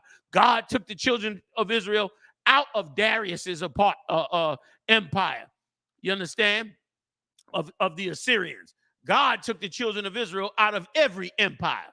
And God will take the children of Israel out of this empire. And when they figure it out, they go to try to wipe you out. And so what this South African is doing is going to be going on all over the place. Let me answer this Hebrew sister real quick. Hebrew sister, when this show is over, you go back to the beginning of this show. It's one of the first things I brought out. But in essence, what I'm saying is it's ridiculous. It's ridiculous to say I'm going to get rid of guns in America, but you got no plan to stop criminals from getting guns. Like, that is the most insane idea I ever. Just to put yourself in, and see, a lot of this stuff is not that complicated. Just put yourself in a position like this. Let's say you lived in a house, right? And in that house, one of your sons had a gun. And that son was half crazy and he liked to kill people. Now, you in that house with that gun. You take that gun away from him, and somehow he's able to keep getting another gun. Even though he ain't supposed to have a gun, he keep getting another gun every time you take that gun. So you realize you can't stop him from having that gun. So what do? You either got to come up with a way to stop him from having that gun or get rid of him out the house, or you got to go get your own gun. You got to do one of the two. And so if you can't put him out the house, as in the case of America, you can't put him out and you can't stop him from getting the gun. So why would you sit up there and say the solution to this problem is to take away my lawful gun? How could that be a solution to the problem? You, in essence, saying you want him to murder more in that house. So it's ass backwards, man. And it ain't going to pass anyway. The Senate, them Republicans ain't going for that. Them Republicans ain't leaving themselves vulnerable, man, for blacks and Latinos to take over. They're going to be, man, they're going to get so many guns. They're going to buy 3 times as many guns. Every time they have something like this, the Edomites go out, man, and crack that bank account that they got from getting rich off of you and buy them a whole bunch of more guns, man. They buy them a ton of them guns. You know what I mean? They'll hem and haw and cry and, you know, maybe make some kind of, you know, provision, but they go ahead and do it again. You know what I mean? They want to get the guns away from you, but they ain't trying to get the guns away from them. And again, it's the dumbest thing in the world. Why would you take away? I mean, listen, you telling me to give up my gun, but the cat that's going around robbing everybody, you ain't got no way to stop him from getting a gun. Like I brought out before, them Edomites making guns in their garage. They using them, the hell is them things called, Marat? Them computers. Ghost guns and the 3D printers. 3D printers. They using 3D printers, man, printing up plastic guns. AR-15s and all that. Got no numbers, no serial numbers on them. They piling them up. They doing it for fun. They piling them up. Some of them attaching them guns on drones. They buying them big-ass drones. Cost about $10,000. They got a ton of money, Daddy Trust Fund. They buy this drone, $10,000 for this drone, big as hell. And they attach a gun on it with a trigger and a computer and everything on the gun. So they fly the drone right over you and shoot you with an assault rifle. They doing that. They sitting up there. They caught a group in Pennsylvania, right up in Pennsylvania, who was building bombs and attaching them to drones. And they kept hearing these bombs blow up way up in the county out in the woods. And they go out there and see something blew up, but they can't find nobody. And they start trying to figure it out. Come to find out, they dropping bombs from drones, man. Blowing them up in the field, testing the bombs. Regular civilians, Edomites, way out in the country bumpkins, man. Out in the country. So now, if you can't got no way to stop that, why are you even knocking on my door? We ain't got nothing to talk about. Because you ain't got no way to stop them. Now come up with a way to stop them. Shut down them borders and getting into each city and each state. Go down to Whacking Hut security. They got them detectives that could smell the gunpowder. They could smell the gunpowder half a mile away. You coming down the street, they turn the machine on. They could tell how many guns you got in the car, what caliber, what kind of ammunition you got, all that. Go get them, man, and go catch all them guns that's illegal in the street. Then come talk to me. But if you ain't did that, I don't even know what the hell you even talking about. It don't even make no sense. You're going to make criminals out of other people because, it's human nature, unless you dumb and stupid, it's human nature for a human to protect themselves. And if you giving weapons to criminals and not to people that's trying to deal with you right, then you asking the people that's dealing with you right to become criminals, which is what the hell they want anyway. More criminals, more money they make. So that's it in a nutshell, Hebrew J12. That's where we at with it. But check it out in the beginning of the tape. We did some more on it. I'm gonna go back now. So, and the water for the question too, man. Y'all hit me with some questions if y'all got questions. Go ahead, Marah. Tell me where we at while we still got some time. Khan. We on a pastor that plotted to kill everybody, black people, if I could. Can no one's Oh, wait, I gotta stop. I'm sorry, real quick. Hebrew J12, you brought up a good ass point. Excuse my French. South Street got shot up by them ghost guns. I mean, they had a full-fledged shootout on South Street. Hundreds and hundreds of people out there. 3 people dead, 11 people shot up. Okay? And the cops sitting around don't know what to do. The cops had to fire on them. They fired on the cops. They still looking for the third cat that was out there. You understand? They still looking for one of the dudes that's out there. Now, if you can stop him, okay, then we can talk about me hanging up my gun. But don't tell me to hang my gun up and you can't stop them. You understand? You can't even stop them. And you should have saw the Edomites when they were describing it. The Edomites were saying the police were so overwhelmed. It were hundreds of people out here. And the police were overwhelmed trying to identify the shooters. It's a joke, man. It's a damn joke. You know what I mean? Go ahead, Marah. It is exactly what you're saying, sir. That is so heavy, sir, what you're bringing out. Because they overwhelm when there's a crowd and a parade of people. And then they also overwhelmed when it's just one man shooting kids. Yes. I mean, it don't even make sense. It don't make no damn sense. And let me tell you something else too, man. They teach black people through these churches to be scared of guns. Like black people, oh, I don't want no gun in my house. You act like the gun is alive, like the gun is a wild animal that somebody done brought in the house. I don't want no guns in my house. You all scared of the guns because of all the violence going around. When Edomites, they ain't scared of the guns.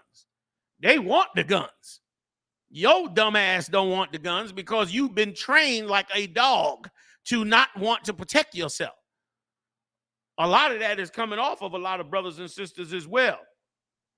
You understand? Listen, I'm gonna tell you, like, I should have went biblical on you. I'm sorry. Let me get back to our scholarly biblical teaching here. Jesus said this: thy rod and thy staff shall comfort thee. That's what God said. That's right. And when Christ was about to depart, Peter asked him, can he go get some swords? And he said, yes. Peter went and got a sword and came back. He allowed Peter to get that sword only because, for Peter's sake, he knew that Peter wasn't going to be able to do nothing with that sword when they was coming to get Christ. But he allowed Peter to have that sword because he already knew the prophecy that Peter was going to cut that centurion's ear off, and that he was going to heal that centurion and put his ear back on him when you go back and read the story. You understand? But Christ still told him to go get that sword. Okay? So it's ridiculous, man, that, that we think the way we think. And you would think, let me tell you something. You would think, I'm not going to stay on it, Salakia, but you would think us as black people and Latino people being oppressed in this country. We just had a guy go in a Buffalo supermarket and murder 10 people. 10. And only one person fired back at him, and that was the brother that was the ex-police officer that created the car that runs water. And 10 people died up there. Now, what if all 10 of them people had guns? Maybe more would have lived. Maybe somebody else would have lived. You understand? And at the least, they would have died trying to defend themselves. Damn. We got to die just like a sheep? You just stand out there and get blasted away by some white supremacist because he in his basement and can't get no sex from the white girls in his neighborhood? So now we got to die. We got to be standing there with no defense and get blown away so he can finally feel like he's a man. Because his daddy beating his mama and busting him upside the head, and he failing in school, and he's dumb as hell, and none of the girls like him. So now I hate niggas. I hate niggas. Now he gonna go out and shoot up the whole damn place. Damn that, man. I'm all for that, man. So good question, Hebrew sister. Go ahead, Ramakan, mapping white identity, terrorism, and racially or ethnically motivated violent extremism. Come on. Ramakan. Racially or ethnically motivated violent extremism, REMVE, and the extremists present some of the most pressing threats to the United States. REMVE also has been identified as the white identity terrorism movement, WITM. REMVEs are among the most lethal domestic violent extremists, and they are the most likely to commit mass casualty attacks. These movements are characterized by a broad ideology orientation toward Salaki, I don't know what this is, sir. Xenophobic and anti-Semitic racism. Right. Salaki, racist and xenophobic is like you homophobic, like that. Okay.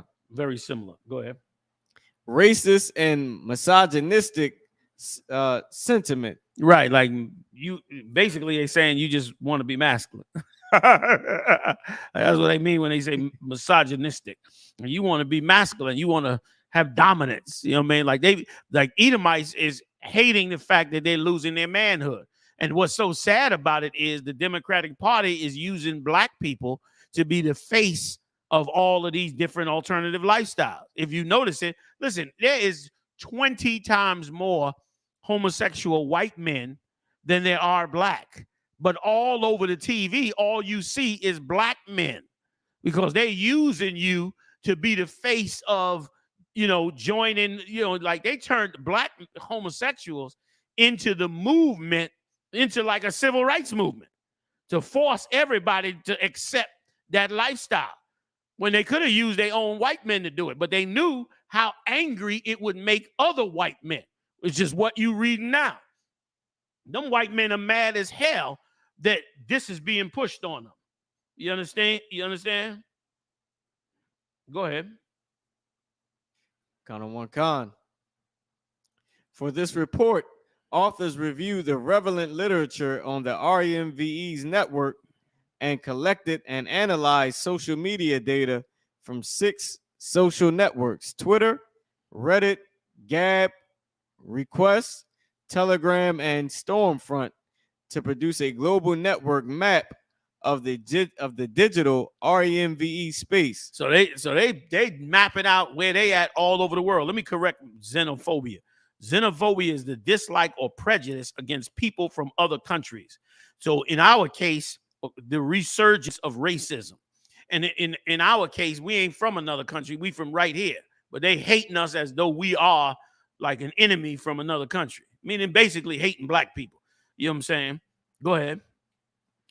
That network map evaluates each network's construction, connectivity, geographic location, references to prominent organizations, and proclivity to violence. Right. They got all these characteristics: violent, hating other nations, basic white supremacist ways of life is what they're saying.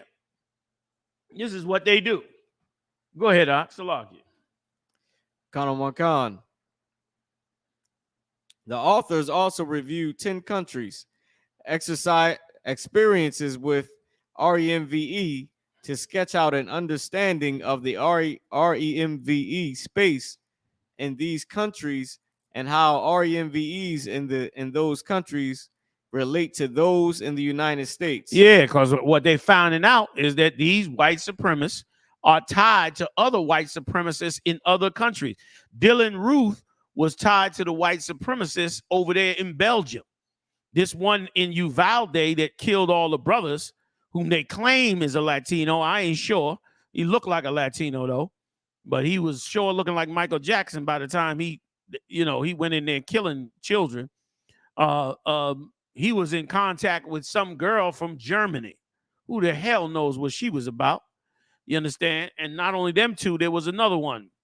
Was it Rittenhouse? It might have been him, but there was another one that was also in contact. Matter of fact, the one in Buffalo was also in contact with people from other countries and inviting them to come watch the shooting live. You must have had a real good following to your white supremacy for you to invite them to come see it, for you to believe they would come watch you go murder black people in Buffalo. You know what I'm saying? It's crazy, man. Go ahead, Op. Khan. Key findings. The WITM/REMVE global network on social media is largely created and fueled by users in the United States. So one of the key findings, that was one of them. This is the second one. Programs to counter violent extremism are generally most productive when they are local. The primary need for robust national strategies to counter WITM/REMVE specifically in the United States. Go ahead. Khan. So like I'm just read some more of the points. Okay. An organization or actor fused counter with WITM/REMVE strategy likely will not work because of the diffuse nature of REMVE movements. REMVE is a post-organizational movement Many REMVEs are radicalized outside of an organized group, and groups are loosely organized, meaning that U.S. strategy to counter REMVE should not be centered around key organizations and actors. Right. So in other words, now they worry because, of course, they're coming across these groups, and they're not really the members that's in these groups are not really in groups. A lot of them is individuals. A lot of them is all over the place. Phil Mudd, the ex counterterrorism expert that worked in the underground, so-called underground of Esau's agencies, he turned around and came out and said the thing he's worried the most is about these lone white supremacist terrorists. They were operating by themselves. And meanwhile, they want you to be the sheep to die in this place, man. You better return back to Christ and get ready to get up out of here, man.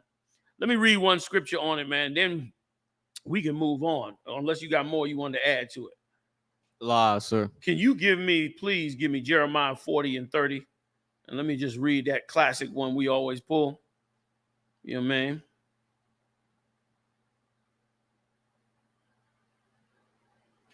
Khan. This is the book of Jeremiah, chapter 40 and verse 30. Salakia, give me a second. I clicked the wrong button. It's the book of Jeremiah, chapter 40 and verse 30. You said Jeremiah, sir? Yes. Did I get that right? Yeah, sir. It stops at verse 16. Oh my goodness. Let me get my act together here. Salakia. 4 and 30. Was that what I said? I thought you said 40. Salakia. My bad. 4 and 30. It's the book of Jeremiah, chapter 4 and verse 30. And when thou art spoiled, what wilt thou do? That's what the Lord is asking. The Lord is asking us a simple question. When you are spoiled, what will you do? Marah, give me the proper definition for the word spoiled, just so we can understand what we're talking about. Khan, sir. Like when the Lord said, when you are spoiled, what will you do? Because that's where you at now. Black income and wealth in America is almost nothing. The little wealth that you do have, you spending it every day with the man that has oppressed you. And you live in paycheck to paycheck, and sometimes that's not even enough. Most times it's not enough. So the Lord said, when thou art spoiled, what will you do? Go ahead. Khan. This is a Merriam-Webster's definition of spoil. Go ahead. Plunder taken from an enemy in war or from a victim in robbery. Damn. Plunder taken from an enemy at war or a victim in a robbery. That, if that ain't black and Latino people, I don't know who is. You've been plundered, man. Both in war and being brought into slavery and robbed in every way possible as a people. So the Lord said, after you get plundered and robbed or spoiled, what will you do? Like, how do you fix this situation with black people? Go ahead. Khan. Something valuable or desirable gained through special effort or opportunism. You ain't got to read no more. You had it right on that first one. That first one told the whole tale. Robbery and plunder. Meaning plunder is worse than the robbery because it's where they kill and slay you and take everything you have. That happened in slavery. Right or wrong? Khan. Okay, all right. Let's go back to that scripture. Let's read it again. Finish it up. Jeremiah chapter 4, verse 30. And when thou art spoiled, what wilt thou do? What do you do? What do we do as a people now that we in this state? Now that this is going on, gun violence on the street, mass shootings, what do we do? Go ahead. Though thou clothest thyself with crimson. Royal clothing. Go ahead. Looking beautiful. You see us. We Gucci down. Louis Vuitton. What's the name of them? Red bottom shoes. What's the name of some of them bags that I heard is 30, 35,000? Birkin bags. Birkin bags. That's the bag. They killing them over Birkin bags. Go ahead. $200-300 sneakers. Come on. Though thou deckest thee with ornaments of gold. So even while you destroy, the Lord said you would. This is so us. The Lord said, even while you destroy, you're going to deck yourself with silver and gold. You're going to put on the nicest fashion. And that's exactly what we're doing. He said, you're going to be spoiled. What you going to do? And though you do all these things, go ahead. Though thou rinsest thy face with painting. You see how it is with the women. They got all the new, all that new makeup. They got all that designer makeup. Everybody getting the Kim Kardashian makeup. All of that. Go ahead. In vain shalt thou make thyself fair. In vain you making yourself beautiful. You trying to be accepted in society and be beautiful with society and be looked at a certain way and trying to get them to deal with you with respect and with dignity and like, you know, not like you're a, you know, base a human being. That's what we're trying to do. The Lord said, though you do that, go ahead. Makan, thy lovers will despise thee. And the Most High is the greatest poet on the planet. He said, thy lovers shall despise you. Why he call them your lovers? Because when a woman got a lover, that's not her husband. That's somebody she's having sex with that she's not supposed to be having sex with. That's why it's called her lover. And so when you have a lover, spiritually, you are following the gods of the other nations. You are having a relationship with gods that are not your God. Those are your lovers. The Lord said, what? Thy lovers will despise you. They're going to hate you anyway. You could do anything you can to try to join this world. You better join Christ's world because your lovers are going to hate you anyway. Go ahead. They will seek thy life. They're going to seek your life. Tony Davis said they call it ghetto fabulous. That's true. They call it ghetto fabulous. You understand? They shall what, Marah? Seek thy life. That's why they trying to map them out now. Because they know they're going to seek your life. No matter what you do. Which is why everybody should be following what Christ said, man. Everybody should be doing exactly what Christ said to do in these scriptures, man. Coming back to the body, building your brotherhood, restructuring your families, man. Serving the Lord on his high holy days, giving up the high holy days of this society, man. Making righteous choices, man. Especially clearing out them daggone churches, man. And the mosques, you need to clear them out. You need to clear every last one of them out. You understand?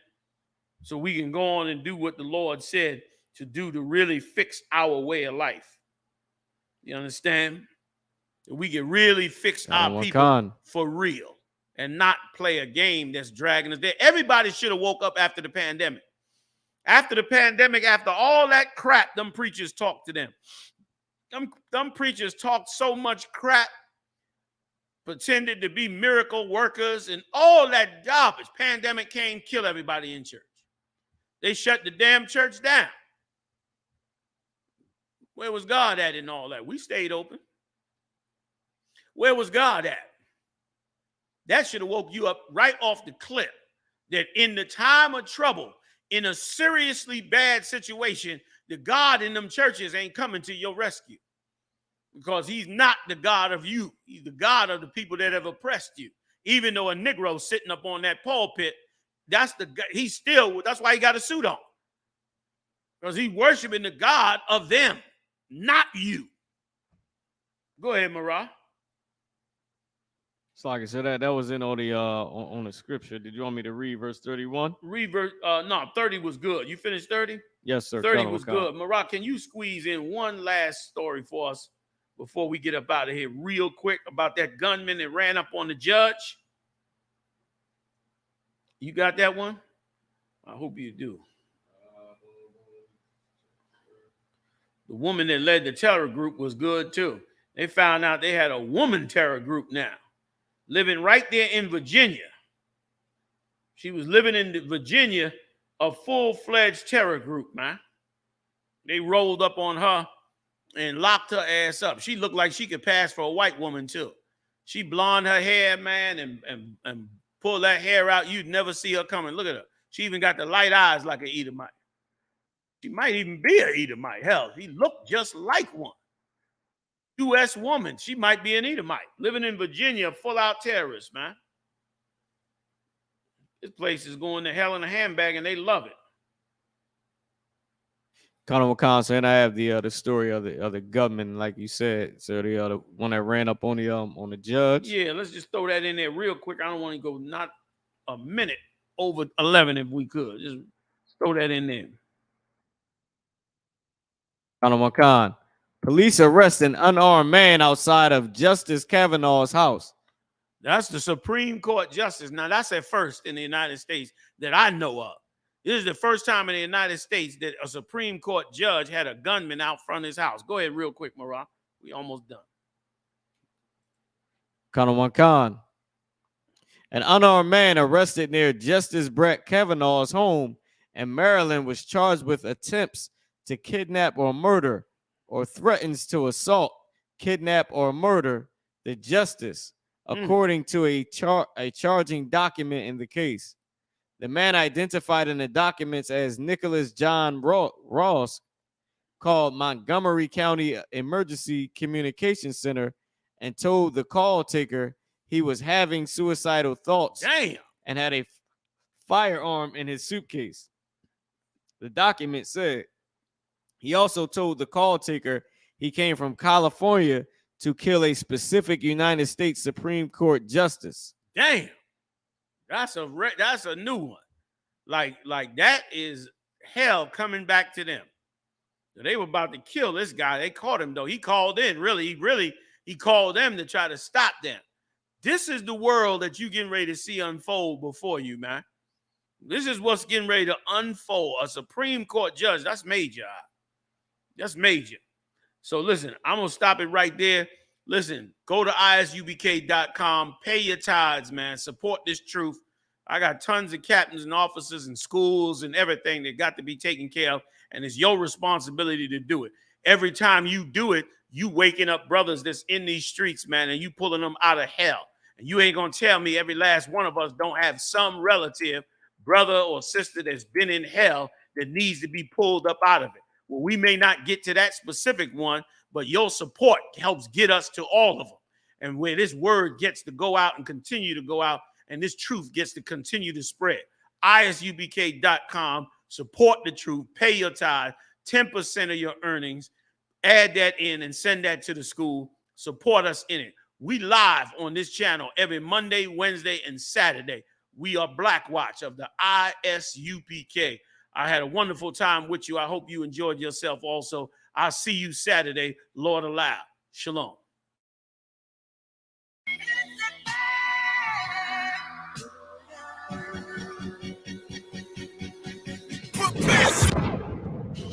Islam, I'm Captain LeBron, those who like school, the Commander GEN.YAHANNA, fight for all black Indians out to the 6th annual Fire Weekend. Shalom, Israel. Come to the Fire Weekend, man. In Chicago. Midwest Fire Weekend. You know how we get down. July 21st to the 24th. We're going to be in Chicago. Step back from the flames. You got a lot more to lose, man. It's under the Midwest Rocks in set. Captain for $13,000 more. July 21st, we got 12 shows that are behind with the scripture breakdown class. Followed by Captain Cigar Yacht and Captain Copperzile across the line ring. You know what I'm saying? We got the Banshee Festival coming back. We got the election coming. We're going to kick off the election with Captain Osh, Captain Kadazak, and Kazak Yad. It's going to be called Fort Columbus Camp. On the 24th of July, we're going to be doing the Black and Brown Unity Cookout. Shalom, Israel, to all my blacks, Hispanics, and Native Indians. From July 21st through the 24th, we're going to be holding the Midwest Fire Weekend. On July 21st, we hold a scripture breakdown with none other than 12 Shield General Muhammad from 6 p.m. to 8 p.m., followed by Cross the Line Radio. On July 22nd, we're going to be having camp on the Magnificent Mile from 11 a.m. to 5 p.m. And guess what? Commanding General Yahanna will be speaking at 3 p.m. We're going to be located at 401 North Michigan Avenue, Chicago, Illinois. After that, we're going to have the Before Columbus Came lecture from 6 p.m. to 9:30 p.m. Located on 9909 Roosevelt Road, Suite 100. On July 23rd, you can catch us at the Bantu Festival from 10 a.m. to 10 p.m.